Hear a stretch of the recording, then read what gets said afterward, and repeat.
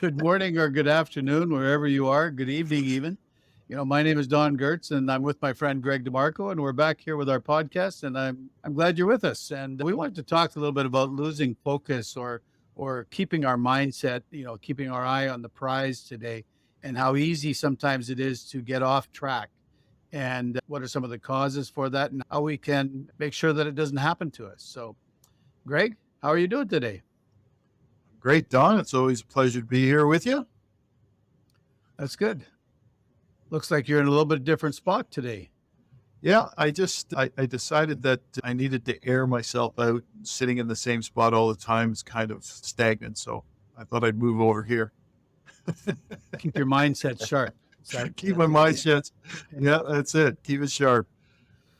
Well, so we said that we're going to talk about mindset and focus. And for me, I think one of the ways that it's important for me to stay focused is to actually have a plan, and to say, and in today's world, it depends on your environment.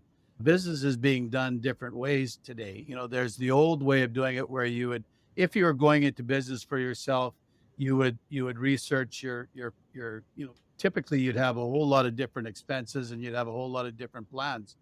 But getting into business on your own today, or being a realtor even, is different because we can do so much of it virtually. So we're not tied to a location per se. We're not tied to anything specific. And I think in one sense, like especially if you're talking about online businesses, that can be a good thing, and it can also be a curse.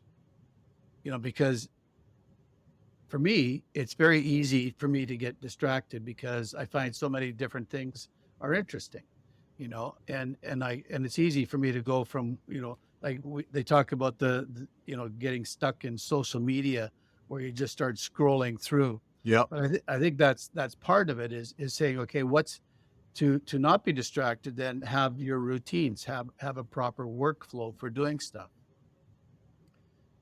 Yeah, I mean, I think that, let's face facts. I mean, the world is a distraction, right? Everything's a distraction for us. And I think as the internet starts to evolve and social media and everything else, that's what kind of comes to bear is there's a lot of things out there to keep us distracted.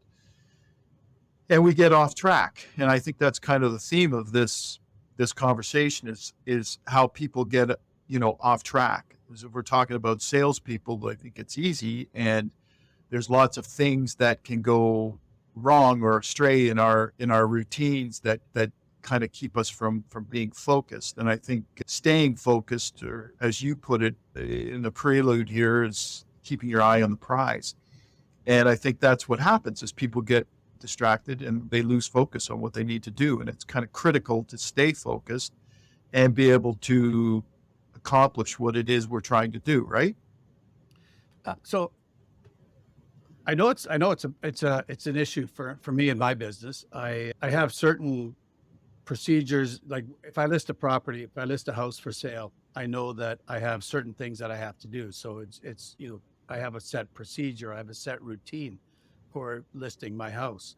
And then for being in business, I would think that you'd want to have the same thing. So depending on what you're doing, do you know actually what you're trying to accomplish in the end? And I think for a lot of us, it's to have an idea, having that clarity. And I know you talk a lot about clarity, but to have clarity on what the end result is supposed to be.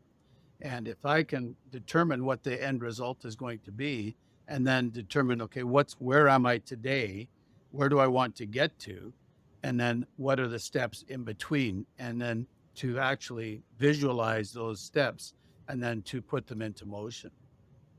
Yeah, and I think it's really important that see everything I do, like if I'm launching a product, if I'm getting into a meeting, if whatever it is that I do, I always have a goal in mind. So I need to understand what it is I'm trying to accomplish. If when I do that, I'm more focused about getting to that goal. So the next logical question for you is, okay, if this is my goal, what are the steps to get there? What do I need to do that? And then you start following a set of criteria that you've created to get to that goal. That's what it's all about, is to make sure that it's actually great because you stay focused on what it is you're trying to do. Plus it's a structured conversation you're going to have with somebody. It's not just going in and winging it. And I know that, when I started off in sales, it was sort of a pride thing where you could go in and you'd wing it and stuff. But the reality was this: there was a set formula you used to do that, right? Because you knew what was working and you use that, or else you're not going to get the sale. So I think that it's important that we sort of look at, that's how I look at it. There's a goal, I need to accomplish this. What steps do I need to take to get there? That's what helps me stay focused. And it kind of, I have a priority for that. Do you know what I'm saying? Yeah, I think what you're saying is that you get accustomed to doing things a certain way, Yeah, and then you continue to do it. And I think that when we recognize that we do that, that it's easier then to take what we're doing and to refine it, put it down on paper, and then to refine it and say, okay, this is the process that I go through. And when we're dealing with clients, I think they have a goal in mind, and we have a and that's sometimes where I think we can make a mistake, is we think we know what the goal should be, and then we try to take them where we think it should go. But if we haven't talked to our client and we don't exactly. know what their goal is, then we're just ignoring the number one thing and looking after their needs first. We think we know what we think we know what where they're going, so we try to just apply what we're going to do. So I think it's important for us to take what we have as our process that we've designed to help our client get to where they want to go, and then refine it so that we allow for interaction with them, and we know that it's successful. Yeah. Listen, there's an interesting story I'm going to tell you, because in my Achievement Academy group, we were talking about something similar to this, and one of the clients came on and said, I just, questioning whether she was on the right track with something. She was distracted, she was unfocused, and she was getting off track. So I kind of said, well, I think what happens is we get overwhelmed, right? And we don't really know what the priority is. Where do we start? Like, that's sometimes the biggest question, is where do we start? And because everything seems to be overwhelming. So I think this happens to a lot of salespeople, in the sense, and people in business, doesn't matter. I just think it's something that happens to us, is we get overwhelmed by the number of things that we need to do, and we look at the process, we get so absorbed with the process that it just gets overwhelming. And when I said that to her, she basically said, oh my God, did you read my journal? Because that's exactly what I wrote. I don't know where to start. And that's part of a distraction and part of a getting off track. I think that happens. And, for many, one of the suggestions I had was just to step away for a short period of time. Some people meditate, some people go for a walk, some people do different things to sort of break themselves from that sort of, stigma of being stuck. And I think that's really important. And sometimes we need to remove ourselves to take a 30,000-foot view of what's going on in our life at the time, so that we can get back into it and say, okay, what's my goal? What am I trying to accomplish? How am I going to do this? And then start off again. So it was kind of a learning moment for her, I think.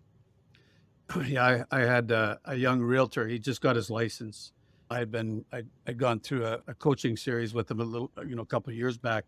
So now that he's got his license, he wanted to just touch base, and he bought me coffee, so that was okay. Oh, there you And go. yeah, and he says, what should I do? He says, what's the number one thing I should do? And I said, the number one thing you need to do is talk to people.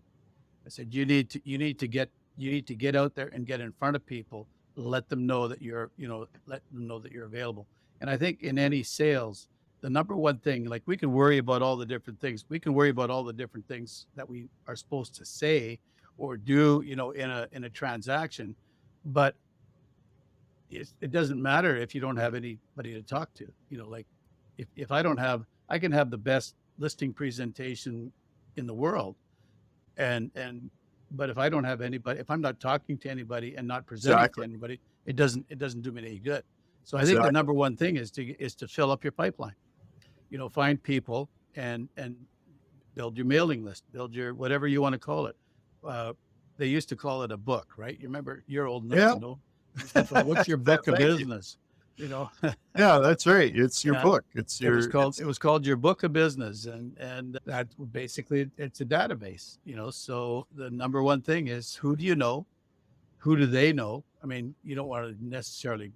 Everybody's going to do that a little differently, but I think the number one thing is to let everybody know what you're doing, yeah. and that's a starting spot, and that comes like, and if you're trying to start something new, it can be overwhelming because you may not know exactly what it is that you want to do.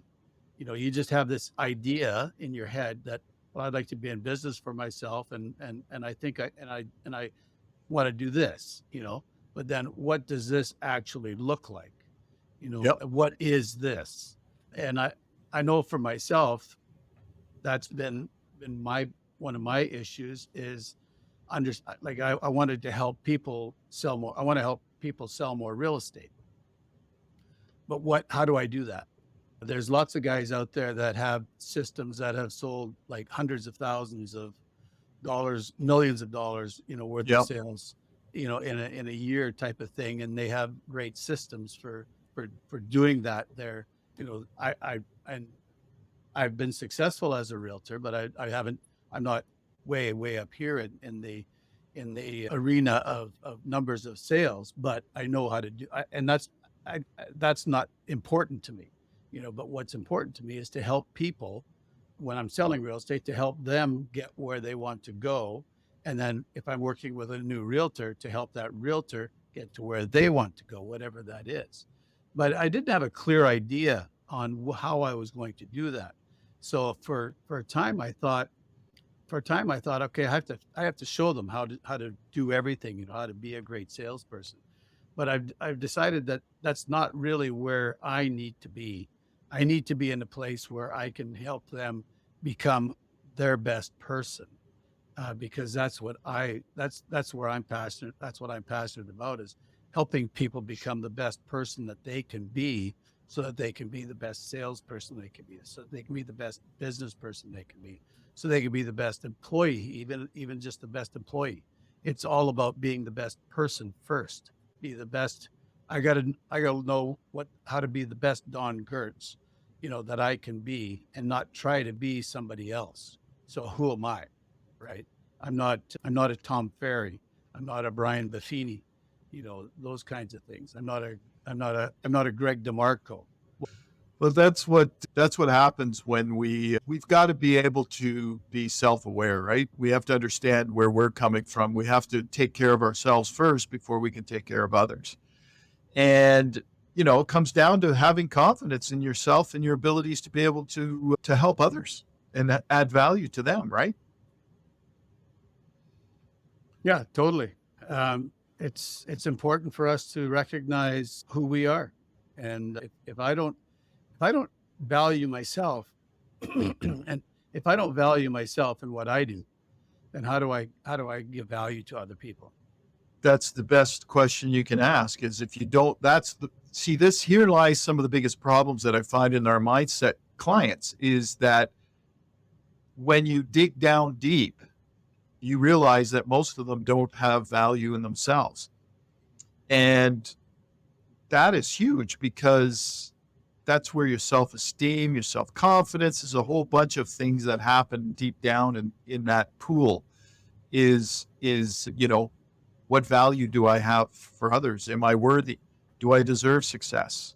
You know what I mean? This is where the rubber meets the road, because that's where you get the most. What I love about those sessions is that's where you really start to get people to understand themselves and to get them to the next level up in their lives. Yeah, I think if I had some advice for somebody, you know, I would advise them to take some assessments, like the DISC assessment, and I can help with that because I'm certified as a DISC person or disc behavioral consultant. And the other thing that I think you could do is do the strength finders. Clifton Strength Finders is a great assessment that, identifies what your talent themes are. And, but more than that, I think you don't want to take these assessments and say, okay, this is what they say I am. You have to look at those assessments and say, okay, where are my strengths in that assessment? What, like, I'm as a disc personality. Well, let's take the Clifton Strength Finders, for example. I took the Clifton Strength Finders 20 years ago, the first time. And I was all excited because I was a realtor and all these kinds of things. And I had my top 5 themes that Clifton Strength Finders comes out with. And it came out that I was a learner, that I had input as one of my strengths. And I'm thinking, what the heck is input? And I looked it up, and the strength that input is it's a strength where you collect things. I think collect things. I said I'm in real estate. How is that a strength for? And I wouldn't have minded having something like that maybe down at my 8th or 9th strength, but it was like number 1 or number 2. So I'm thinking, how do I use that? What is that? Like, I collect things? Like, I don't really collect things. Although if you looked at my desk, you'd say, well, you collect junk, but but what I realized was I thought about it, and I just kind of dismissed it. I said, well, that's, that's interesting, but obviously, I can't use that. So I dismissed it. But then I came back to it, and I realized that what I actually collect is I collect weird bits of information. And I found that when I'm working with clients, or when I'm working with people, that there's not very many topics that I haven't collected a little bit of information about. There's a what's that saying that goes, you're a jack of all trades and master of none, Yeah. kind of thing. Well, I know a little bit about a lot. I know a little bit about a lot of things, and I may not know a lot about one thing or whatever, but it's helped me to relate to people better. So I recognized that was my strength, and recognizing that it was a strength, then I'm able to take that and say, okay, how do I use that in my talking to people, in building my relationships with people to do more business with them. Yeah. Well, I think there's a lot of things that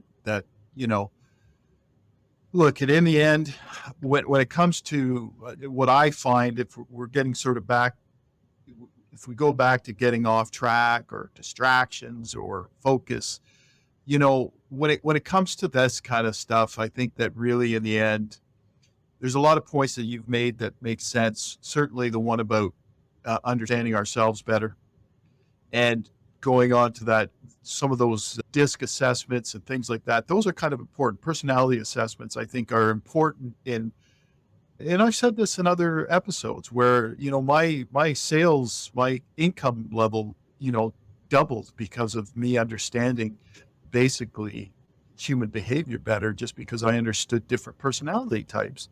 I was able to effectively relate better to people. But these are things that we find out about ourselves.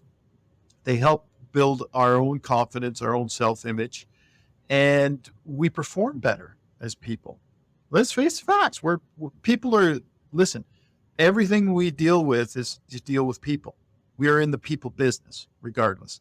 So the more we understand ourselves, the more we're going to understand others.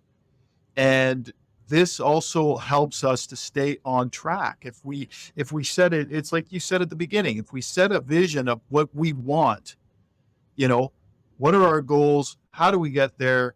That's how we stay focused and in the moment of what we need to do in order to get the job done.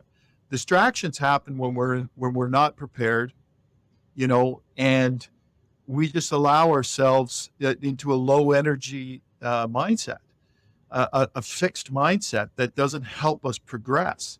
We need to be able to, it's like I often say, enthusiasm for what we do is very important. Like having enthusiasm, a desire, a passion to add value to somebody else, change their lifestyle, find them a home, find them a boat, whatever that is. And we have to be able to be enthusiastic to do that. I mean, it's like I said in the past, if you're not enthusiastic or have a desire or a passion for what you're selling, why the heck would somebody want to buy from you? Why should they? Why should Yeah. they be excited about it? You're not. And these are things that, like, so one of the tenets of what I sort of preach is this. I don't go into a meeting, I don't go talk to somebody if I'm in a low energy, fixed mindset for whatever reason. I ate a bad piece of pizza. I don't know. Maybe the dog peed on my leg. Who knows? But the point is this: if I'm in a bad way, probably shouldn't go and have that meeting. I shouldn't go to that. I shouldn't go talk to somebody about, maybe doing something that's going to make them happy. Because if I'm not in that right frame of mind, how am I, that's going to portray into that conversation so easily, you know? Yeah. Oh yeah, it does totally. I get that. So I'm thinking that having a clear vision of what you actually want to accomplish is the first step. Yeah. And then identifying what the steps in between to get from where you are today to the next step is one of the ways that we can stay focused and gain clarity and have a good mindset. I think one of the things that we have to also do is identify which distractions that in our life are the most effective, and then what do we have to do to avoid them. It's like when you go on a diet, what food sabotages your diet more than anything. And for me, it's cookies. I can't walk past a plate of cookies, so I have to make sure that there's no plate of cookies in my way, on my way to my diet. So I have about 20 pounds to lose. So there's no cookies in the house, and it drives me nuts. But anyway, but I understand what your specific distraction is. Are you prone to scroll through social media? Are you, what do you use as an excuse to, I think in our world today, it's very easy to be busy. And we feel like we've been busy all day, but do you feel at the end of the day that you have accomplished something? So I think one of the things that we should be doing is at the beginning of the day, we should be establishing what's our goal for the day. What are the two or three, not 10 things, but what are the 2 or 3 most important things that you can accomplish during the day are? And then at the end of the day, try to take some time and go through it and say, did I accomplish those things? And what do I want to accomplish tomorrow? Yeah. And then say, identify what were the distractions. And then what I also think would help somebody is once you've determined what your plan is, go talk to somebody about it. Yeah. Show somebody your plan. If you have a mentor, go to your mentor and say, this is my plan. What do you think of my plan? And Exactly. That's good advice right there.